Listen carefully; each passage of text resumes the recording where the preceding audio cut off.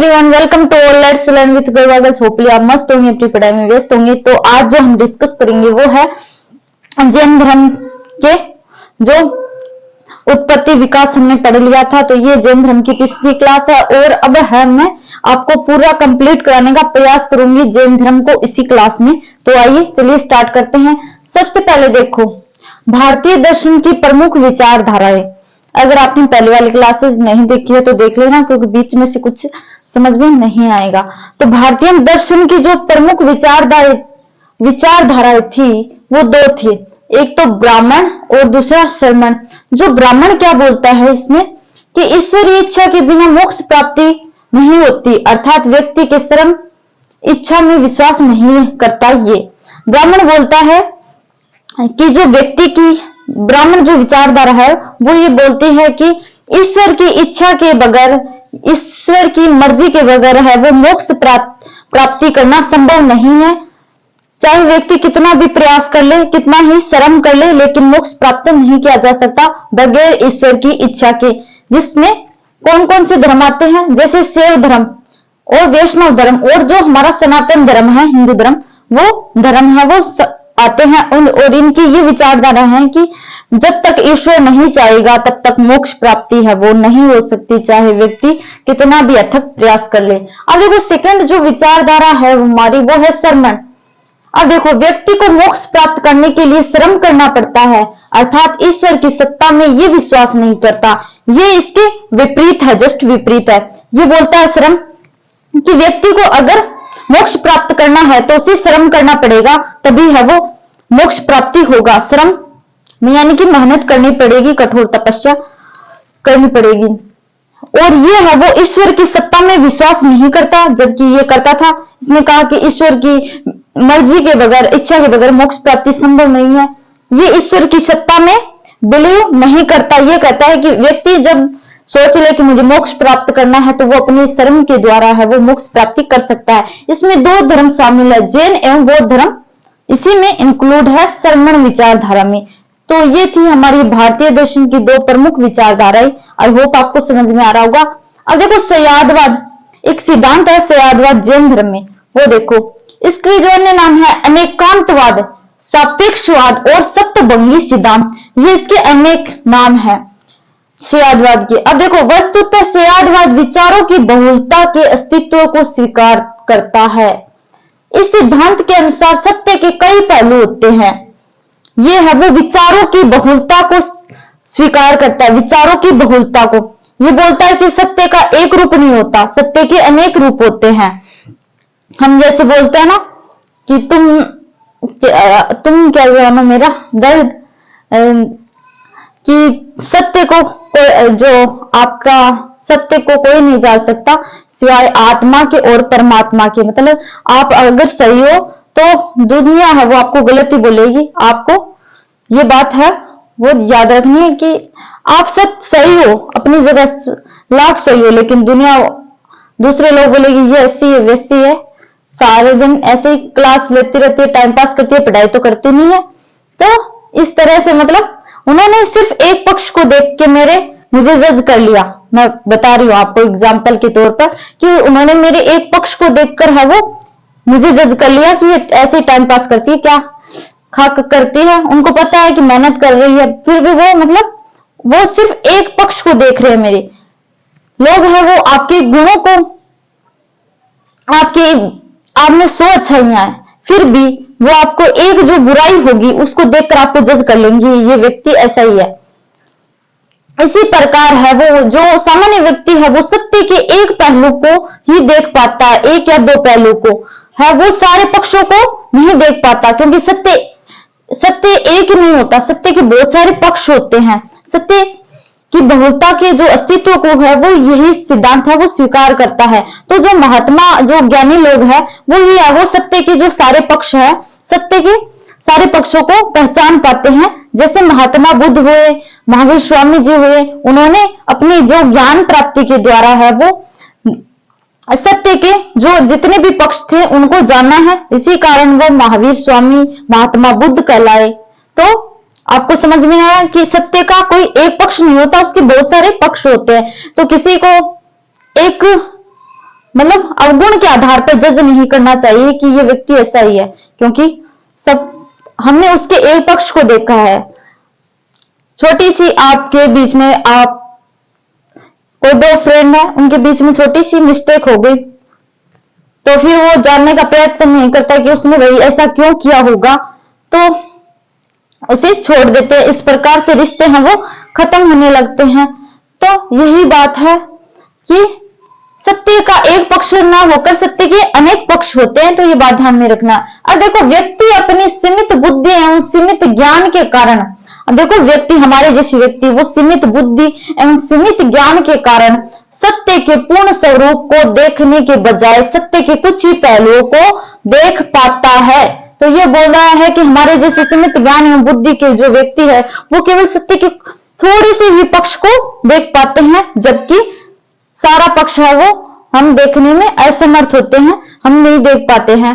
तो महात्मा बुद्ध एवं महात्मा स्वामी है वो, इसी कारण है वो महावीर और महात्मा बुद्ध कहलाए, क्योंकि उन्होंने कठोर तपस्या की थी और अपनी जो बुद्धि है वो उसको इतना विकसित किया था।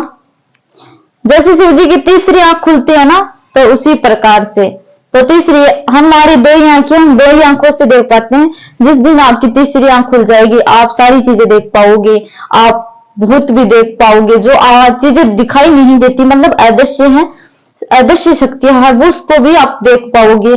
और ऐसा होने पर आप पागल भी हो सकते हो, पागल हो जाता है इंसान अगर तीसरी आंख खुल जाए तो, क्योंकि जो चीजें नहीं है वो भी हमें दिखेगी, तो जो मानसिक संतुलन है वो गड़बड़ा जाता है। अब देखो संलेखना, संलेखना क्या है? संलेखना क्या है? संलेखना प्रक्रिया के माध्यम से जीव को आजीव अर्थात आत्मा को शरीर रूपी आजीव से अलग किया जाता है। संलेखना पद्धति क्या है कि जो जीव होता है, जीव यानी कि आत्मा, और जो अजीव होता है, जो यानी कि हमारा शरीर, तो आत्मा को जीव और शरीर को अजीव से अलग किया जाता है, इसी को कहते हैं संलेखना पद्धति जैन धर्म में। अब देखो इसके अन्य नाम देखो, काया क्लेश, काया क्लेश बोलते हैं ना, काया क्लेश, संथारा, मेरी संथारा, जिसका आधुनिक नाम है, जो संलेखना है, संलेखना का आधुनिक नाम क्या भाई? संथारा, आधुनिक नाम है वो संथारा है, संलेखना पद्धति का। अब देखो शाब्दिक अर्थ है शरीर को त्याग करना, मैंने बताया ना, जीव को अजीव अर्थात शरीर को, आत्मा को शरीर से अलग करना।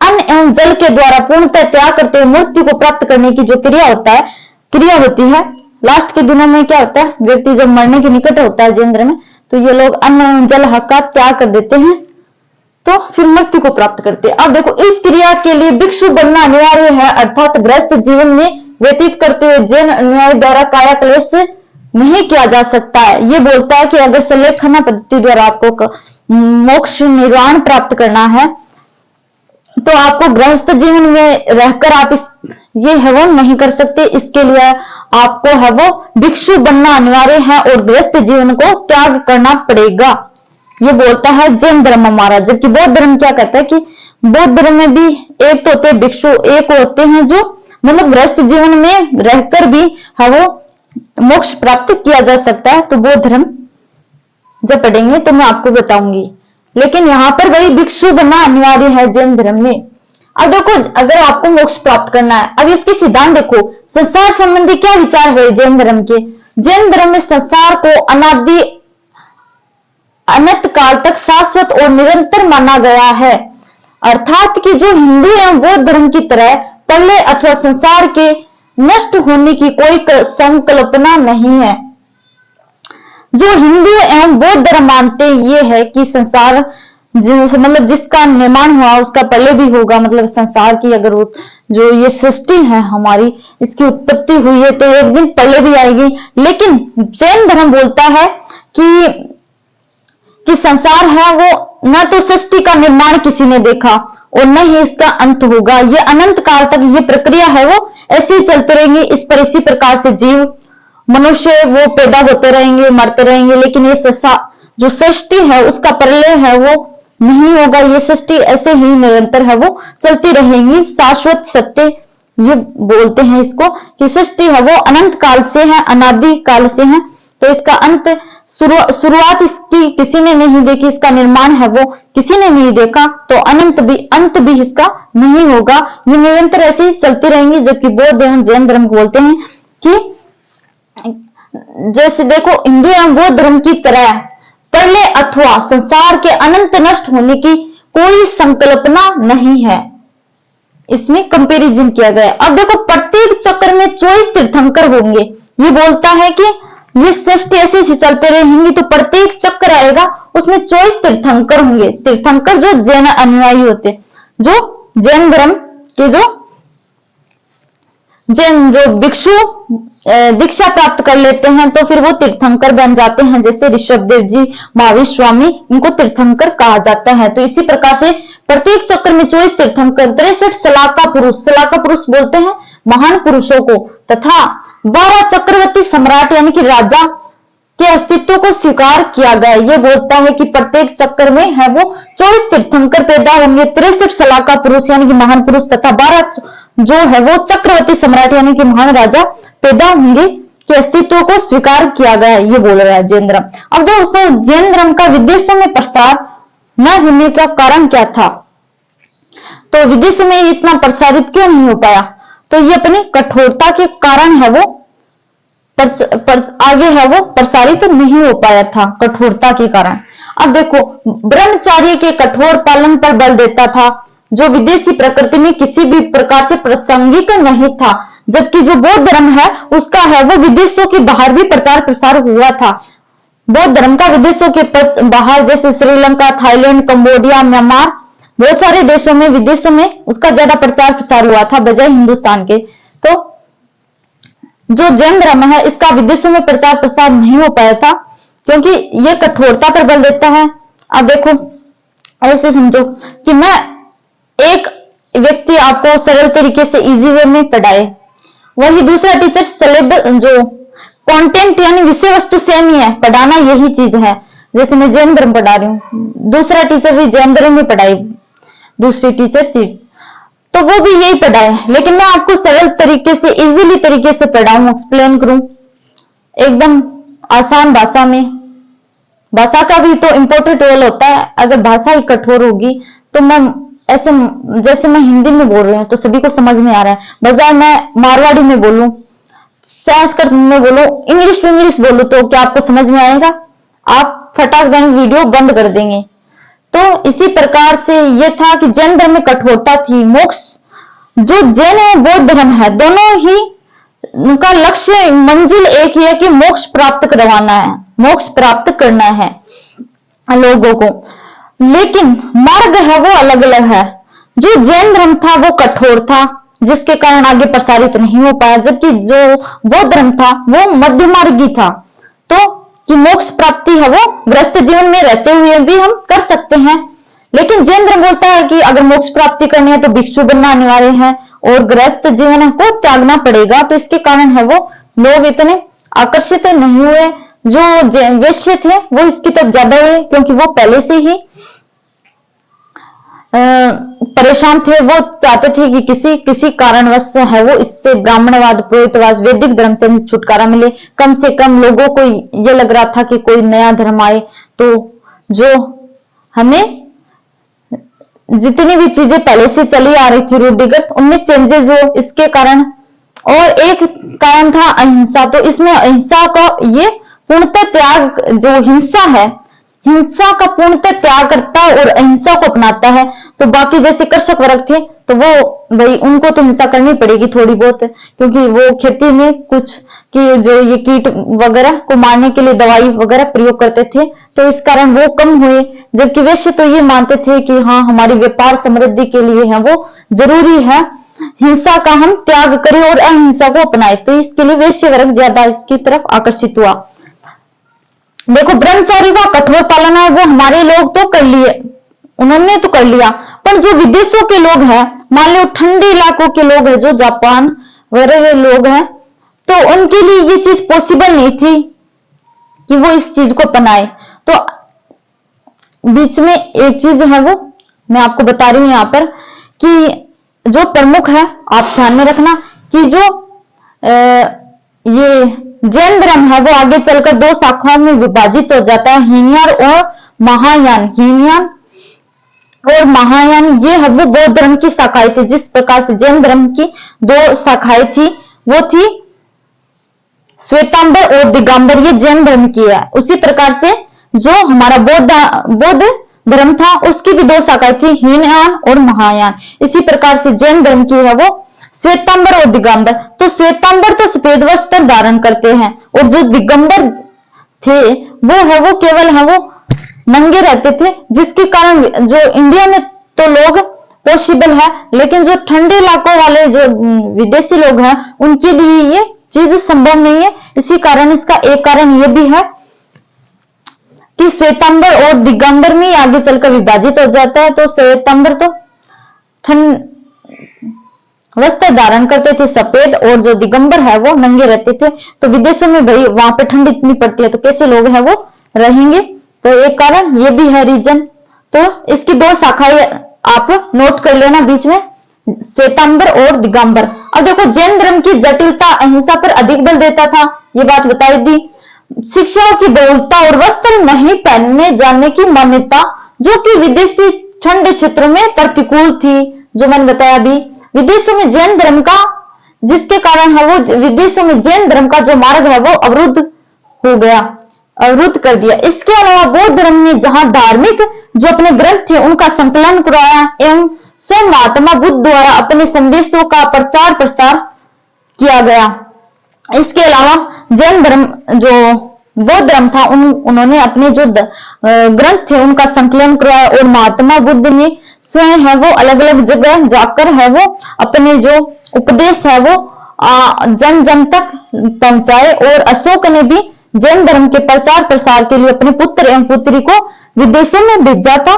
तो ये भी एक चीज ध्यान में रखना। अब देखो पाली स्थानीय एवं लोकप्रिय भाषा को अपनाया गया।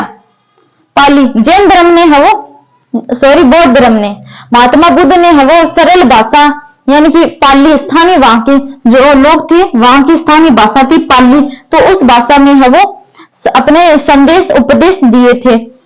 जबकि महावीर स्वामी ने प्राकृत एवं अपभ्रंश जैसी जटिल भाषा को अपनाया था। मैंने कहा ना कि लैंग्वेज का भी बहुत इंपॉर्टेंट रोल होता है। तो महावीर स्वामी जी ने है वो प्राकृत अपभ्रंश जैसी भाषा का आधार बनाया था संदेशों में उपदेशों में अपने।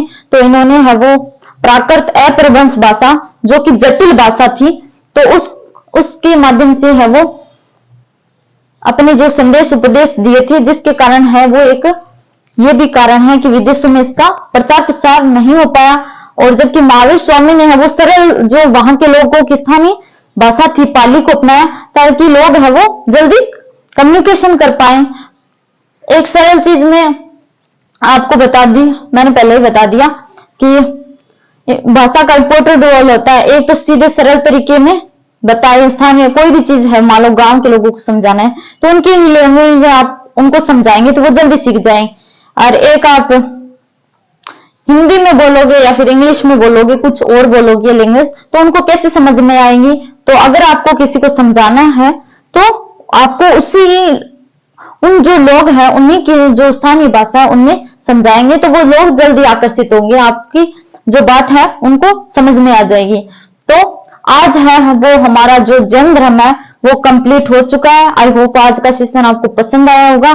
तो कमेंट बॉक्स में अपनी फीडबैक जरूर दें कि क्लास कैसी लगी। तो मिलते हैं नेक्स्ट वीडियो में, तब तक के लिए बाय बाय, जय हिंद, वंदे मातरम।